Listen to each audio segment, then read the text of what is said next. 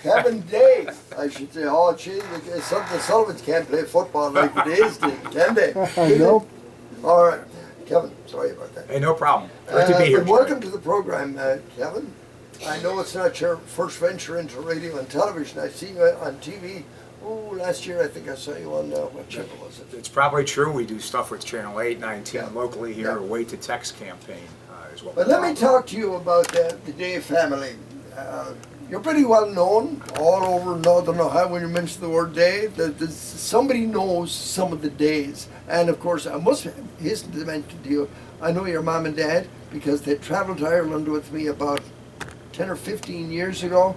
And what a lovely couple they were, Kevin. Well, you know, they are great people. They are And just the salt of the earth. Your mom is still with us, thanks be to God. Your dad passed away a few years ago. That's But correct. those two were perfectly matched. Do you know that? Well, I would agree with you 100%. You know what? They worked well as a team to raise those 8 of just us kids and 6 boys that were probably more well known in local police stations than we were in the academia. You know, a funny thing, I can't imagine either one of them getting upset. Yeah, like I know, I have 6 of my own that I helped raise. The wife did most of it, but I can't imagine your mom and dad ever really getting upset. Well, since it is Sunday, and I got to be honest here, right? Yeah. I would say that, and my mother's listening to this, I'm sure, but she did have a little bit of a temper, and rightfully so. Us boys kind of probably put her over the edge. Did she have a broom handle in her hand a lot? She's been known to have a broom handle, a can opener, whatever device was required to make sure that she kept us in line. But you're right, my father was the quiet one. Now, there was 8 of you? That's right, eight of us kids, 6 boys and 2 girls. Now, how big was the house? Well, the original house we had was got a small house on 126, 3 bedrooms and 1 bathroom, and not only 10 of us, but I think my aunt and uncle lived with us for a period of time as well. So there was a house full of people and a couple dogs and a rabbit. So it was an interesting dynamic of all us being together. Any family squabbles? I'd say a few with the boys, especially. Well, I would say that there was. I mean, there were 6 of us, I believe, at one time in the same bedroom. So, and my brother Tommy, who was the other statesman, kind of kept us all in line. Bunk beds. That's correct. Bunk beds and a crib and a mattress that was pulled out under a bed. So, and I have a set of brothers that are twins, 4 years older than me. So they had a fun time with me as I was growing up. Now, where are you in the family? I'm the second youngest. Brian is the youngest. Oh, I'd say he's the guy that's married to Colleen. Correct. Colleen Day. Colleen correct. Carrigan. Yes. Were there any discussions among the boys, when I grow up, I'm going to do this or I'm going to be something? Did you guys ever talk like that when you were kids? Well, I think we had some discussions. My brother Tommy's been involved in the government since he pretty much got out of college and high school. So I don't know that we had a discussion that I was going to eventually, hopefully, become the CEO of an insurance company, or my other brothers work for the IRS. But nothing specific. I think it was just, hey, we were going to college to get a degree and go find a job. And so you went to college, and you know, it wasn't easy to go to college in those days either, was it? That's correct. I was fortunate enough to get a scholarship to play football down at Ashland, which was a Division II school, so it helped pay for part of my education. But it was a real challenge. How did your mom and dad manage to be able to get you to Holy Name High School even? You went to Holy Name, didn't you? That's correct. Well, all of us did. All of us kids graduated from there, and I would say that they had a lot of part-time jobs, including us. You all went to Holy Name? That's correct. All 8 of us children graduated from Holy Name High School.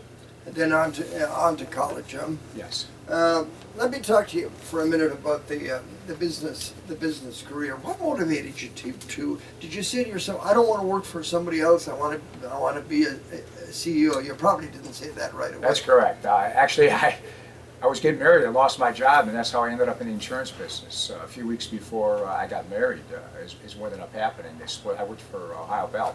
Needed a job. Started at State Farm, and years later. Because there was just a job available. That's correct. And one of the things that growing up, was instilled on us is whatever vocation you choose, do your doggone hardest to excel at that. And that's something that came from my father.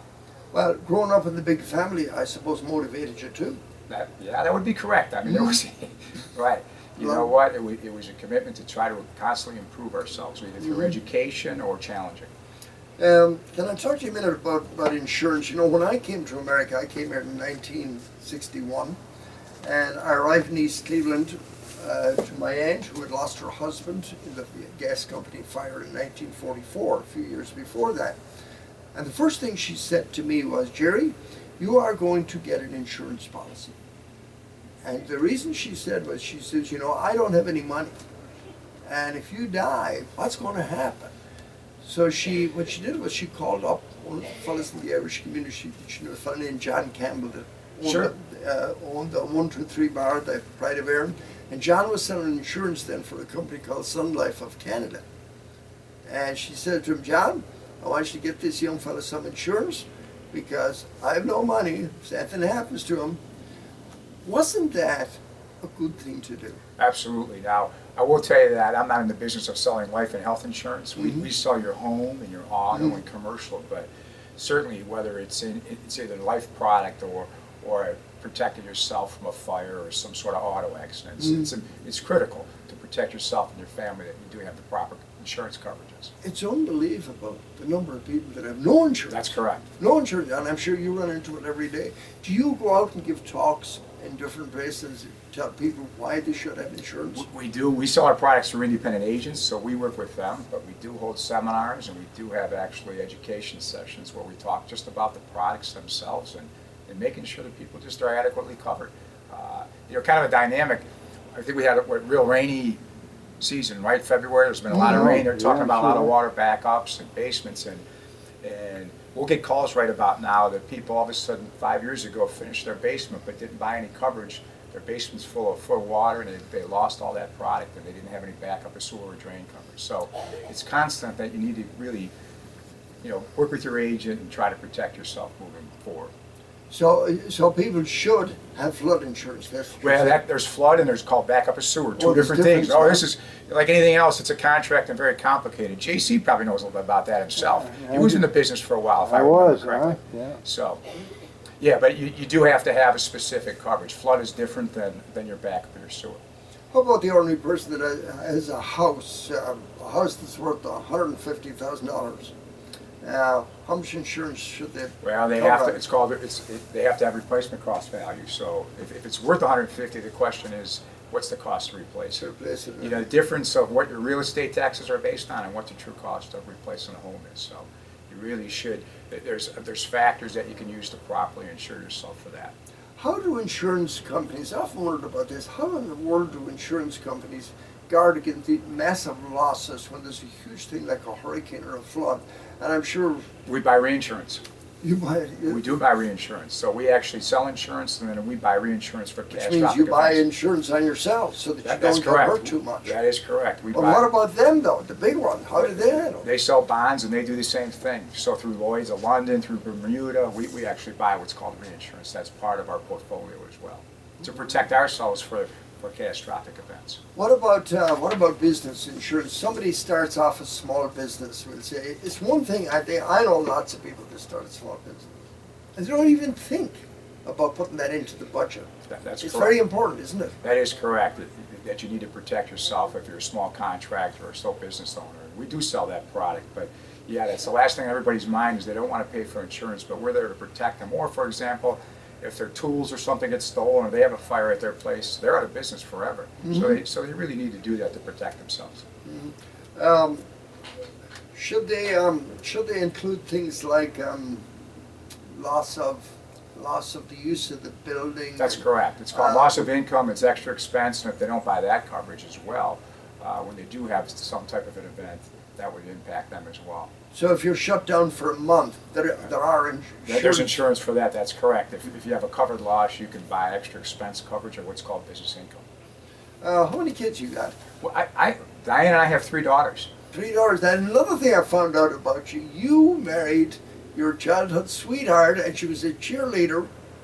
That is correct. At Holy Name? That is correct. We met at Holy Name High School. We started dating when we were 15, although I had to convince her to go to the homecoming dance with me, but we've been together ever since. I can just imagine what she was saying. Am I going to get tangled up with this gang, these 6 boys that are the Day family? What was she thinking?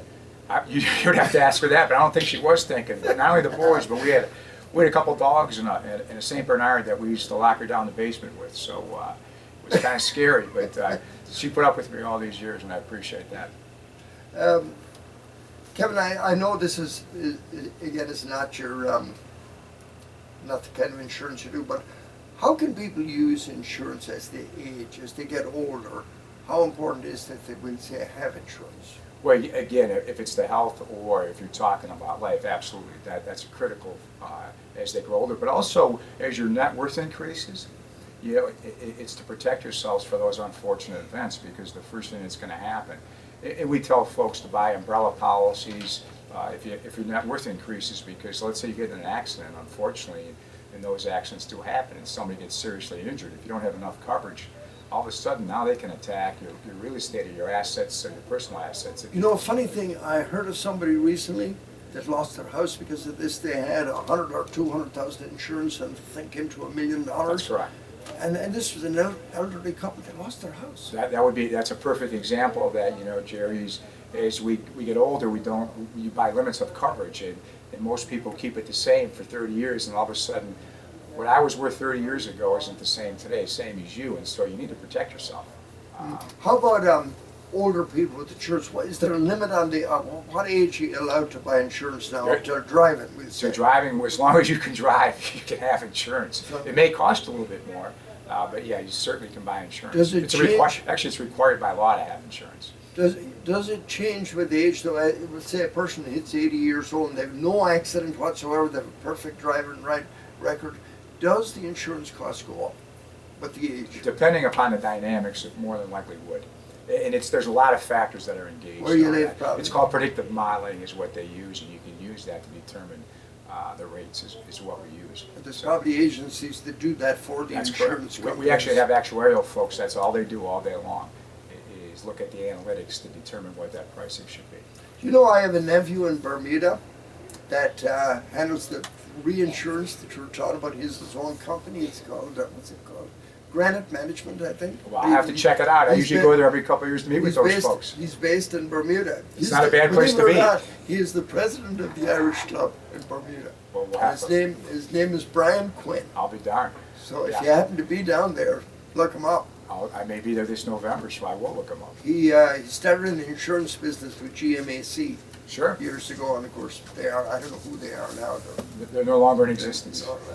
So he started his own company. Good for him. In Bermuda. But Kevin, I think it's such a great thing though that the Day family have stayed engaged in the community, and you're in different business. You're in the families in the printing business. That's correct. You're in the insurance business, and I'm sure there are other energy business. My one brother works in the steel business. My sister works for hospitals. Yeah, so the dynamics are pretty much all 8 of us kids. My brother Pat passed away, unfortunately, years ago, but the 7 living children, we all live in Greater Real Cleveland area. entrepreneurs, huh? Yes. You know who would love talking to you? Eddie Crawford. You know Eddie from Park, Ohio? That's correct. I've met him on more than one occasion. He's been on the program here several times, and we're hoping that he's going to be the ambassador to Ireland. That would be great. He's in line for it, and supposedly it's going to happen soon. So maybe someday I'd have him and you in here together, the ambassador and the president of the insurance company. The company, how long have you held the job as CEO now? I've been since 2013. The company's been in existence since 1906. Yeah.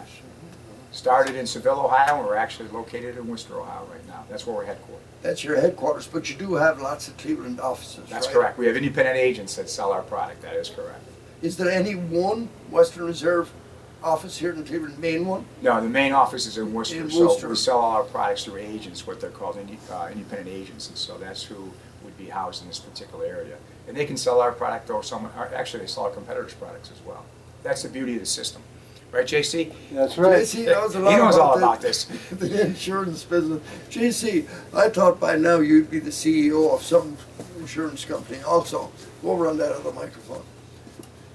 Well, right now I'm CEO of my own company, Gerry, but That's it's right. not insurance, but we represent Defense here goes the Counsel. plug now. We work with Defense Counsel on pre-trials, mediations, and trials at Al. So Yeah, that is. That's correct. He used to be an independent adjuster, if I remember correctly. that's right. Yeah. Yeah, so back years ago, JC and I did some work together. You know, I did some work for your brother Pat That's too. correct. God rest him. You know, he was really quite a guy. I got a great story about Pat. I don't know if I ever told you, but I'll tell you off air. I mean, it's a clean story, but Sure. it involves something that he gave me a payback that I didn't want. But I'll talk off mic. Oh, I'll tell okay. the story. Well, your nephew. I got a whole crew Oh, of you them. got Danny. Oh, yeah, Danny. Danny, I see Danny all the time as we do business with them. They do the printing for That's the Mayo, correct. for the Mayo Society. Right. Great company. Oh, yeah. And really, you Quest see them. Com. See, that's right. You see them everywhere. So you're in the insurance business. They're in the printing business. Another guy's with the IRS. Well, that was my brother who passed, but Oh, my brother Timmy actually is in the energy business. My brother Mickey works for Sullivan Mattel, the steel company in town here. Sister works for. I have a sister that works for the hospital up in Detroit, and I have another sister who works for a cemetery actually in the Bedford area. And I believe you get the whole gang together, all the days together for St. Patrick's Day. We You have do. a big day St. Patrick's party. They do, and usually the Saturday before we have an event where we have a sing-along. Actually, new Barleycorn place That's for that. correct. So you get that going all together, huh? That's Oh, correct. God, it's The great. big shots. I know. It's nice though. I love to see families staying together, especially when they're diversified in business. There's great conversation about the various businesses, what you're doing, what this person is doing, and I can give you a good suggestion to improve this. I have a little bit of that now in my family, not as big as yours, but there are challenges in business, and sometimes a lot of good things come out of these family get-togethers, especially when you're in the family Absolutely. business. So, Kevin, it's great having you on. Well, thanks for having me. Love to have you back again sometime. I know this is not as big a deal as the television one. Oh, but, it is, though. But it was great having you here. And Colleen is just killing herself that she's not here today. Well, apparently she's out skiing, so it She's must not. out- She didn't even care to see her brother-in-law. So I know. apparently, I gotta find out what it takes. Apparently, my brother, he's the auditor, Brian, the youngest. I know. So apparently, he gets to go on a lot of vacations that I can't go on. I'm Well, just trying to come here and pay bills. What I do to say to them all is I say you're cut out of the will for Yeah. sure. Exactly. And the girls, I'm going to play your commercial right now, actually. Perfect. So it's great having you in. And it's Thanks, nice Gerry. having Appreciate your it. weekend off. I'm sure you really enjoy it. I will. I bet you do a lot of work on the weekend sometimes. Well, we do, and if I'm not doing work, which would be my business, certainly my wife Diane puts me to work at the house. Oh, yeah. She's a lovely lady. I met her last year. Yeah. It's a lot of fun too.